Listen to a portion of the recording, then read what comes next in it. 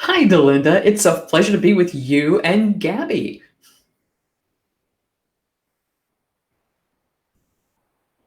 Okay, either I'm having a problem or you are. So, is anybody out there can give us a little heads up to whether we're frozen out here? Oh, you're back.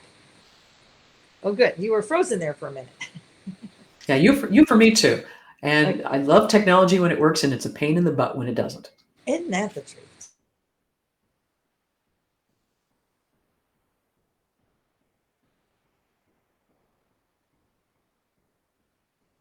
What's going on? So I'm going to put her down. We'll see what she does. It's like a child. Always wants your attention when you're busy, right? Hmm. All Yep, right. my dog So, Simon is literally beneath my feet right oh, now. he is. But yeah, so we're hoping that he stays there. But if he hears other dogs or neighbors walk around in the backyard, you will hear him. So I Oh, apologize up front already. in advance. Okay. I put her down. She put her legs back up. She wants to come up. So we'll see. So, hi, everybody. How a little chit chat this morning. I'm going to put in the chat box this link. So, if you want to say hello and us be able to see you, you need to click that link. And it's a really easy little thing to do. And that way we can see whatever comments you have. So if you would like to, everyone, I'd love for you just to say a quick, just say hi or hello or good morning or something and tell us where you are. You're here in Vegas like me, Chicago like Lynn, and many of y'all that come in, I know from Kansas City. Would be fun to see what our reach is today. Oh, good morning, Deborah. Thank you for being here. Glad to see you. I went to a great lunch yesterday, like-minded lunch here in Las Vegas, and um, several people there. A new lady has just written a book on her. She's one of the. You probably heard of this, Lynn. Was a acrobatic family, the flying Flins, I think it was. Anyway, she said, "Have you ever heard of those?" And I had. I may have the name wrong, but it's an acrobatic family that used to be very, very famous. And she said, "Well, that's me."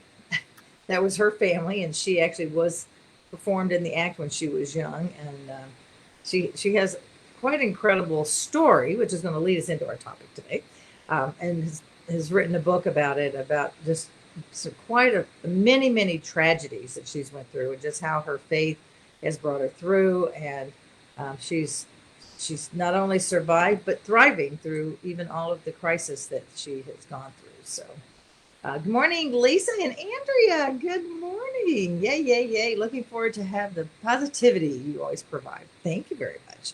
So, Lynn, because some of the people who are listening or will listen later might not know you, even though you've been on several times, tell us just a little bit about you. Well, there are days when I don't know me either. And so what people who are tuning in need to know is I'm a neuroscience nerd. So I read the boring neuroscience research to figure out what does this mean in the real world and how can we apply that. And what I do is I speak on communication, neuroscience, and humor. And in this instance, what we're going to be talking about is storytelling. So it's the neuroscience. It's not just about storytelling, but it's the neuroscience behind it and why it works and why we should be using it in our everyday lives, everywhere from talking to our family members and friends when we want to communicate something that's important to us, to how we can use it in the business world to truly create connections with people we want to reach. That's awesome. That's awesome. And I think that sometimes we think that, oh, this is just for people that stand up and give speeches or this is their livelihood, but it's really not. And And you're that's what you're absolutely saying. right. And so I'll just kind of launch right in with a little bit of background Yeah, let's do. That'd be great. because our brains are literally wired for stories.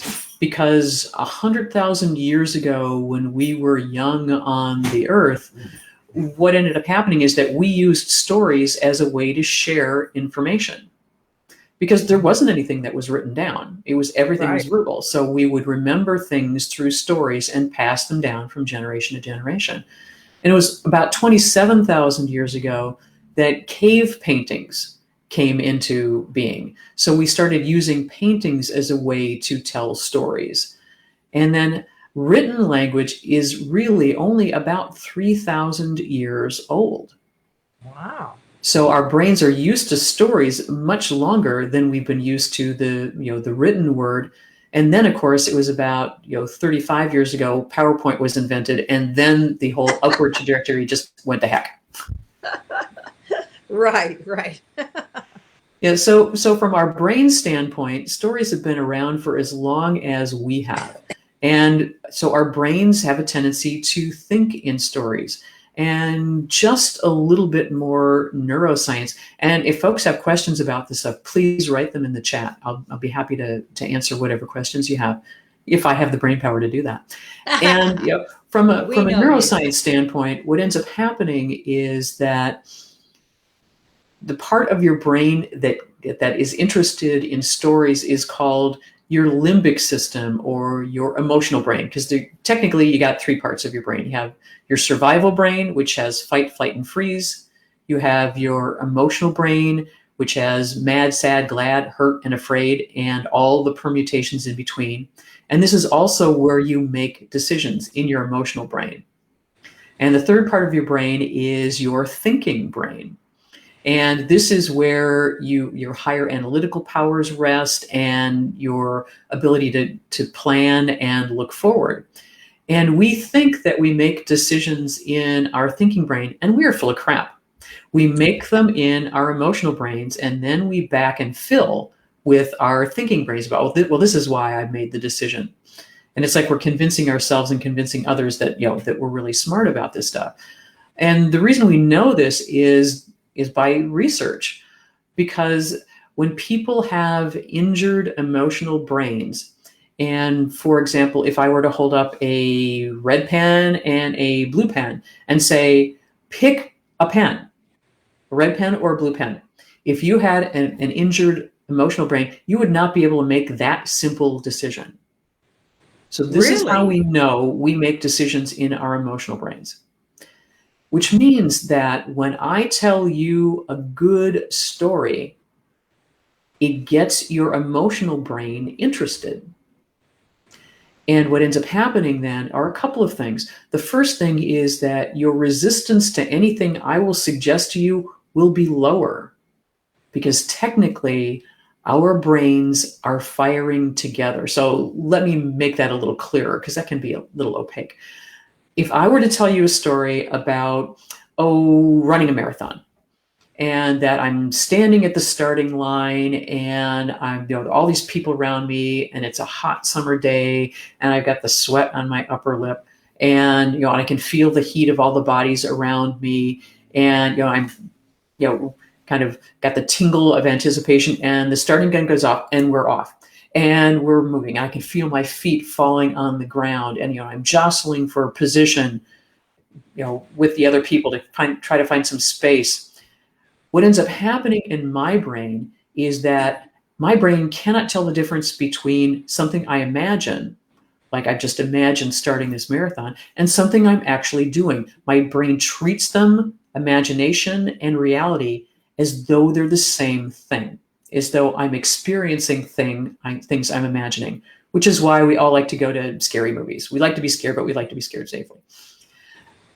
That's interesting, but what's cool is that your brain is lighting up the same way mine is, as though you're actually in this experience with me. So when I'm talking about how my feet feel as they're landing on the ground, your motor cortex is lighting up as though you are running with me. When I'm talking about all the other bodies around me and seeing people and trying to find space, some free space, my visual cortex lights up, and so does yours, which means that when I tell you a good story, our brains are literally in sync with each other. Wow. So we're connected on this molecular level. But if I were to show you a list of bullet points, like on a PowerPoint screen, the only two parts of your brain that would light up would be the ones that recognize and interpret language.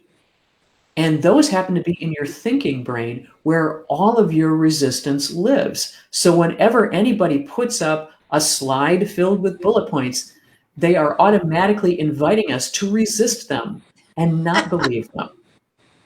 This is the power of storytelling. If I tell you a story to make a point, our brains are actually firing together. And we have this kinship that you will never get through bullet points. So that's kind of the 10,000-foot view of the neuroscience of storytelling.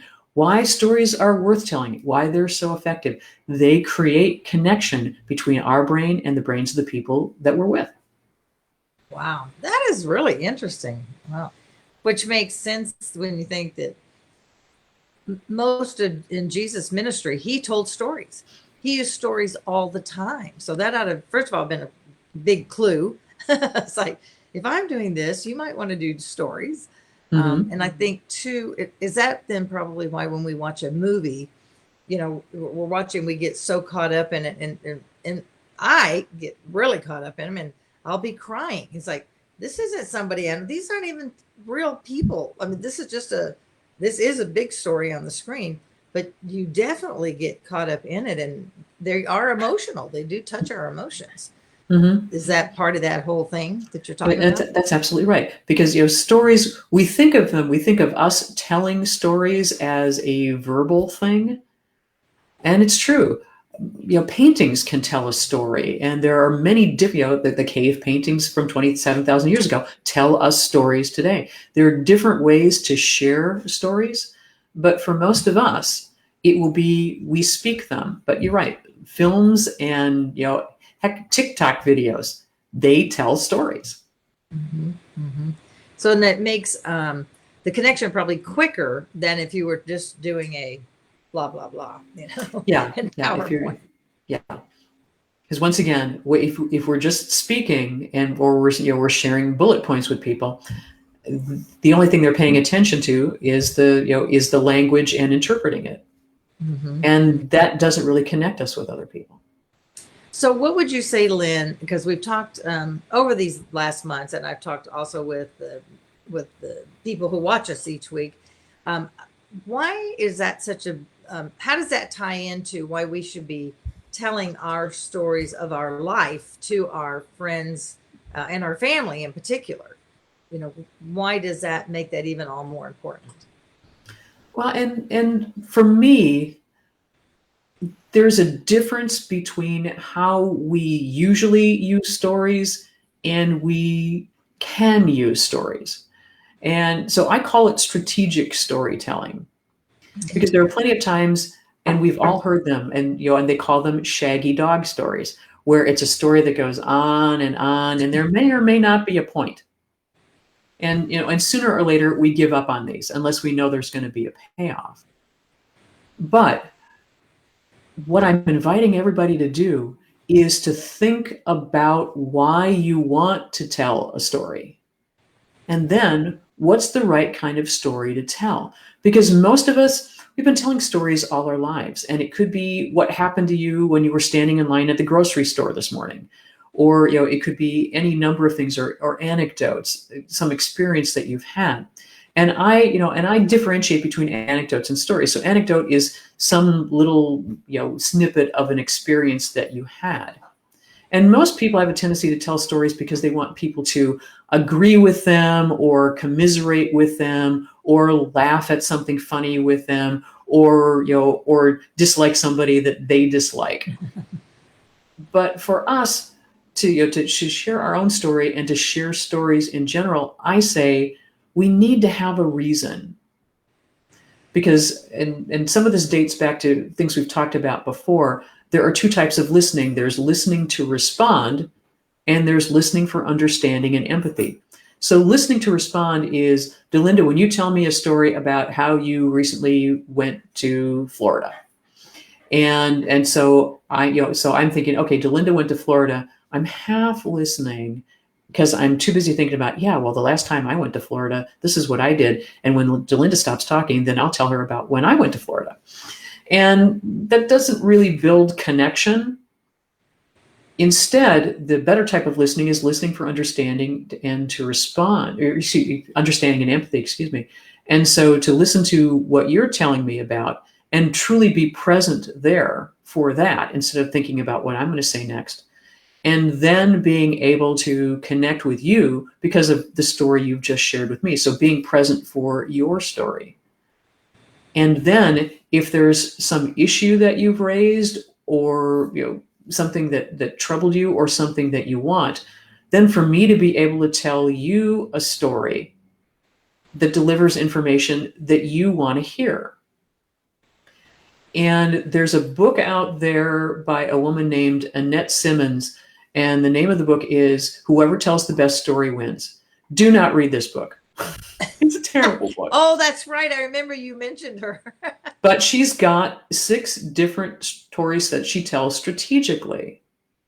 And so the idea is, instead of just telling stories to fill space, tell stories for a reason.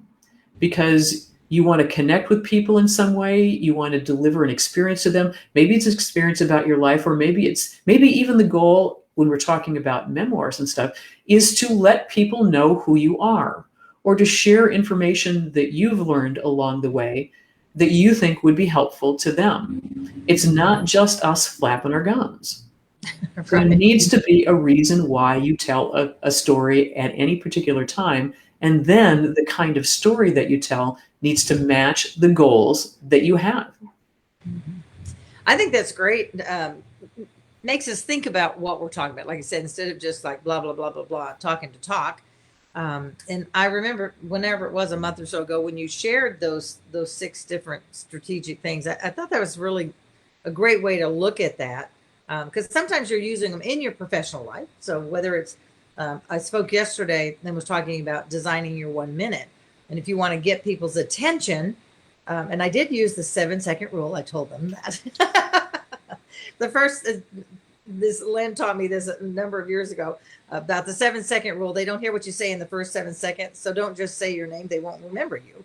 And so we talked about tell a little, you can either use a story right at the beginning of, something to grab attention.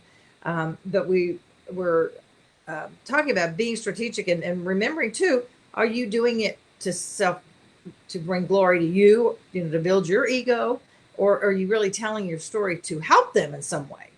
Are you appealing to, so if we're thinking about our memoirs, for instance, if you're talking about your life, I would think that part of that is you're telling your story so that, for me, I will just say for me, telling my story would be to show my children and my family God's faithfulness of all these different things we've gone through as a family and how God was faithful through it all. That being the purpose of why, and that's why I encourage many of you to do the same thing, because there is something you want to say to your family, and doing it through the stories, and then they know they'll know the players in the story. They'll know Grandma and Aunt Sharice or whoever it is that you're talking about. And I think so that's kind of like you say, a different when you're talking about doing your story for your family or for your legacy. But it's cool to me that I think for many years, and I don't know, because I haven't been in the speaking business that long, just like maybe the last 15 years. But I think a lot of speakers that I've heard of in the past did not use stories. And it was so boring. I mean, stories add life to things, and they make it, again, like you said, I didn't know why the brain did that, but it does connect you. It's like, oh, well, isn't that interesting? And you have a little laugh, or sometimes they make you cry, whatever it is, but they do grab you when they use the stories. Mm-hmm.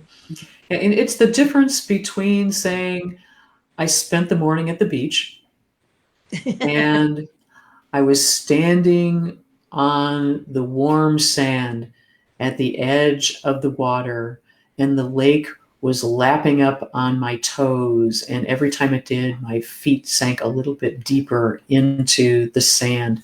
And I could smell the coconut oil, suntan lotion of the people around me, and see the kids in the water splashing and yelling. And I could feel the breeze on the back of my head and the sun on my shoulders.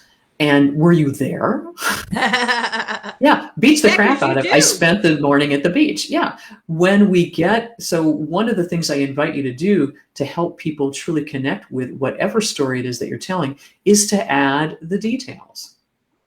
Because once again, now you know, all right, so I'm talking about standing in the sand. Your motor cortex is lighting up because you're standing there with me. I'm talking about the smell of the coconut oil. So your sensory cortex is lighting up because it's got the smell, and your visual cortex is lighting up because you're seeing the water. So it's all of these things, all the different parts of other people's brains we can connect with when we use the right details. That is awesome. That is right. Because as you were saying it, I was visualizing it. Mm-hmm. Yeah, we were there together.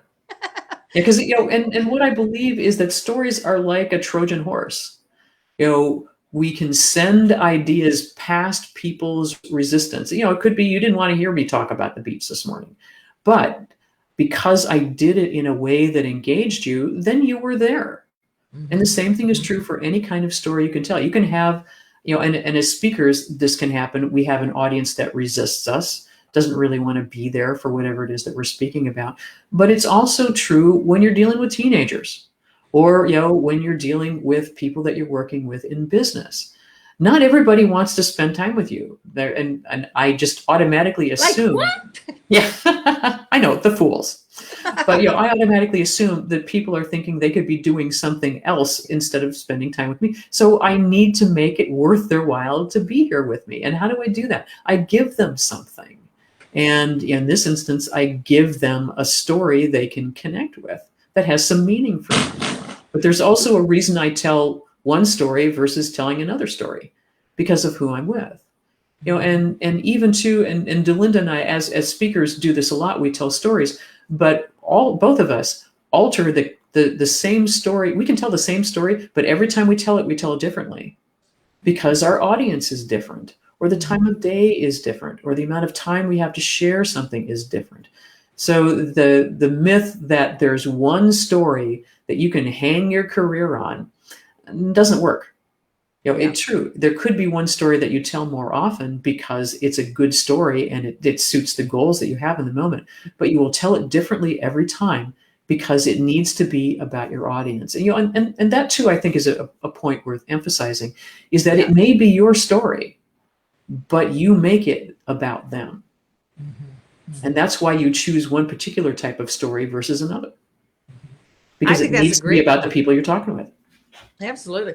Because if you do not change your story, and not change the story, if you don't adapt it to the audience, then you really don't care about your audience. And then really, why are you there? Mm-hmm. So, because it is about them and what it is you're trying to either teach or whatever your goal is for that. And y'all, I'm talking, it could be sitting down having coffee with someone. You're not going to sit down and have coffee with someone and talk the same way. One part of then it goes into the other parts of communication and mirroring. If I come in and I've got this big bombastic thing and I've got this shy, reserved woman here, I'm going to blow her away. So then I'm just being grandiose about me. Instead, we do need to look at who are we talking to. So whether it's one person or a small group at a table or standing in front of a big group, adapting how we tell our stories and that whole concept of the way we present it. We may be telling the same initial outline story, but the different parts of it will appeal differently to different audiences. So I think that's a great point. I'm going to go over here to the chat box for a quick second. Boy, we are almost at the top of the hour. So we have quite a few. So I always love to come in and just say good morning. And so Lisa's here from Vegas, which I said before, and Kathy, good morning. Deborah, one of the things we were talking about said, amen, sister, me too.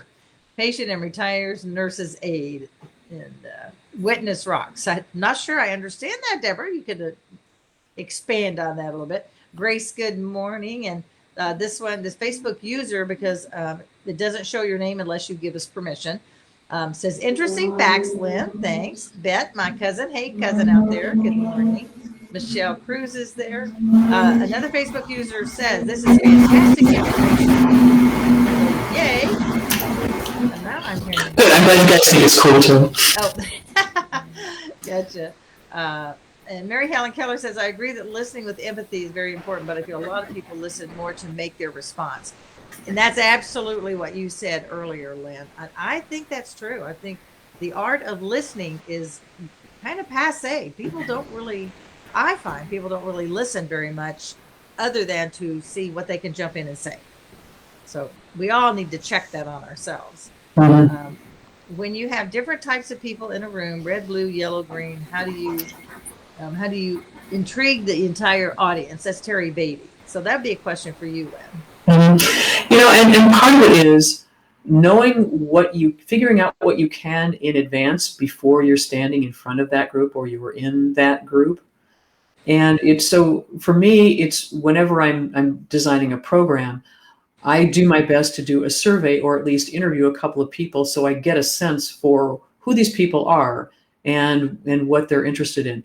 And it doesn't have to be a group.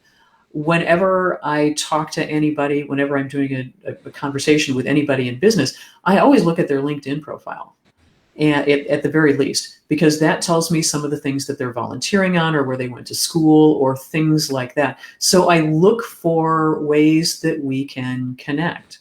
And it's funny because Delinda knows this. I'm in the process of writing my second book, which is called Leaders on Rapport, Secrets to Creating Successful Connections. And it's not going to surprise any of you that when I ask people, what's your secret to building rapport quickly and maintaining it over time, one of the first things I heard was listening well. And so, and active listening, and there's plenty of information out there that you can find on active listening. And if you want more, I can send you some. I've actually got a 10 points on active listening, a cheat sheet I can send you if you're interested.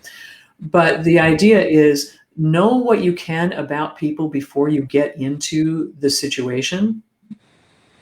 And if you can't, for some reason, if suddenly you come across somebody and you're having a conversation, ask them questions that will lead to connection. And things as simple as, oh, have you always lived in Vegas? Because most people haven't. Right. And they can, and it could be because Delinda and I know we've both lived in Chicago at different times. So so she can tell me stories about what it was like for her in Chicago, and I can tell her my stories.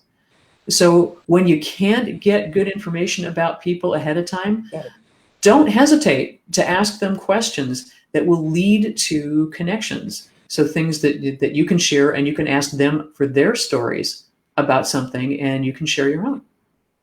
That makes sense. Excellent.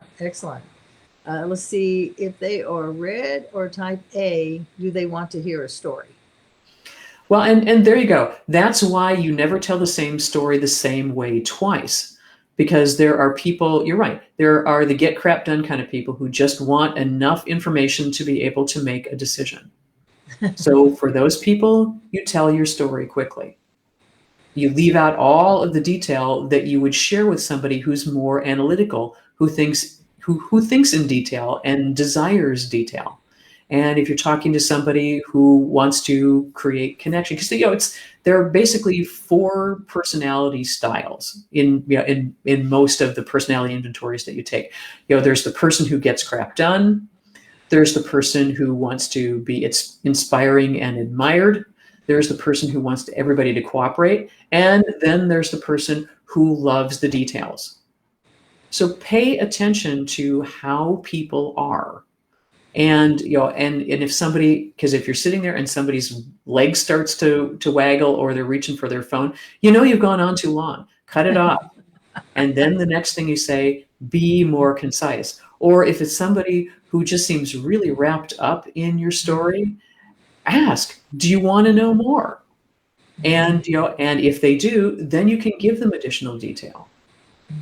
And I have actually out there a TEDx talk on how to be a mind reader, because people's brains process information in 3 different ways. 75% of the people in the world are visual thinkers. They think in pictures and images. 20% of the people in the world are auditory thinkers. They think in words and sounds. And 5% of the people in the world are kinesthetics. So they process information through feelings and tactily. And so if you want to go out there and search for Lynne Franklin TEDx, You can see the body language that these three different groups have. And you'll be able to figure out, okay, so this person is a visual thinker. I need to throw in more visual details. Or this person is an auditory thinker. I need to do more description of what it is that I mean when I speak. Or this person is a kinesthetic.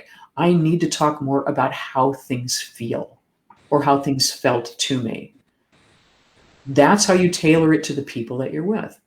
And yeah, when you're standing in front of a large audience or a group of 10 or more people, chances are you're going to have one of everybody there. So what you do is know that most people are visual, so give them the visual details. Some people are, 20% of people are auditory, so give them some sounds. And then 5% of people, you need to be talking about feelings. So adjust what you say to the group that you're with. These are good questions. So make sure you include all of those things in there, Right. Because we tend to want to just put the things in that we're the way we are. So we assume everybody else is the same as we are, but that is not true. You've got an audience of all those others again. Yeah, if you happen to be one of the 75% people who are visual, yeah, you'll reach 75% of people, but you may alienate 25%. And it could be that the person you're trying to reach is one of those. So you're right. Be aware of other people and and communicate with them in the way they want to be communicated with. Absolutely. Yeah, communication has so many different realms, doesn't it? And so we start out on stories, which is a great way to communicate, but that has to do with your stories also.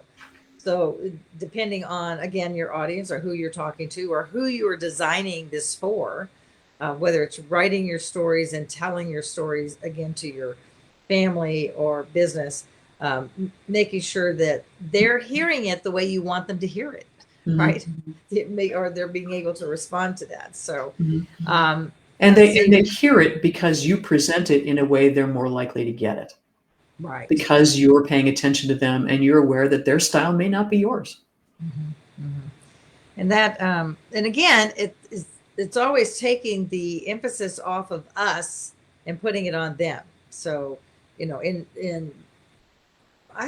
mean, it's business and it's just life too. I mean, I think in all the situations, if we're focusing on the other person, we're going to have better engagement, better response, then they know you care enough to pay attention, that you care enough to want to hear what they have to say and about their life or their business or whatever it is that you're talking about. So I'm going to go back over here. Let's see. So Linda says, good morning. Good morning. And hey, Terry Ann. Linda says, hi there. I agree. Storytelling is a huge element when you're in sales. Paint the picture of how your product or service will enhance their lives. Yeah. Just like you need this because all the statistics tell us blah, blah, blah. I'm not going to buy something that way. No. And in sales, because when we think about stories, we think about things that have happened to us or happened to people we know. Stories can also be about the future. And if you're talking about trying to connect somebody with a product or service that you have, one of the most powerful words you can use is imagine. And you say, imagine how this would change your life. And then you talk about whatever the product or service is, because you've sat there most likely and heard about their pain and know what the issues are and know whether or not what it is that you have to offer will help them. And if it doesn't, you'll just be honest and say, that's not something I can do, but I know somebody else in my network and let me connect you with that person because I think that person can help. But when it's something that you offer, a product or a service, you can say, I've heard your pain and this is what you've said. So you paraphrase what they say so they know you've understood them. And for you, it also gives them a chance to say, well, that's not really a big issue for me. This is the bigger issue. So you understand that. And then you talk about, because nobody cares about, features and benefits. What they care about is the difference it's going to make in their lives. So what you can do then is tell them a story about how their life will look once they've done the things that you're recommending. And that's a really engaging thing because once again, you'll talk about how it looks, how it feels, how it sounds. And that engages the different parts of their brain. And now it's also speaking to their emotional brain where their resistance is lower. So story doesn't have to be about the past. It can also be about the future. Oh, that's a great point. And I do love the word imagine, and I think many people do, because it does take you to a different place when you begin, like, to, whether you're saying visualize or imagine, but imagine's an even nicer word. That's cool. Mm-hmm. Excellent. Well, it is the top of the hour. We're here already. Terry says, thank you, Lynn. As always, I appreciate you being on. And I think we already have a date scheduled for August. We're going to try to have Lynn on more consistently. I think I have a date down, right, Lynn? Didn't we set up a date? We'll have to We take a might look at have. our calendars to make sure. But yeah, I think but we as might long as have. you guys want me to come back, I enjoy hanging with you. Oh, I love it. I love it. And I think you just bring such new information. I mean, just that whole thing of how it's lighting up the different parts. And that makes so much sense when you were talking about that in the very beginning, that when you're telling the story and I begin to relate with you, that, I guess that whatever the whole energy of something, We're connected on a biological basis. which is very cool. It's like, oh my Mhm. gosh. So Grace says, always great info, Lynn. Thank you. Oh, Other thanks. thank yous out there. So thank you. And all of you out there, just as I say many times, I do appreciate you so much. I know there are many other places you could be at this time of the morning, many Zooms and workshops and things like that. So I just so appreciate you coming and joining us and being on here. Lynn, thank you for all of your insight always. And everybody, remember that life is not a matter of chance. It's a matter of choice. So choose wisely, choose your stories, tell them at the appropriate place, and tell them in a way that everybody will remember. All right. See you later. See you next week. I'll be, a little aside, I will be at the beach next week. So I'll be talking to y'all from Desden, and I will be having my feet in the sand. So And we'll all be envious and want to hear about it. Well, I'll describe it so you can all connect and we'll all be there together. How's that? All right. Bye now. Thanks so much. See y'all later. Bye, everybody. Bye.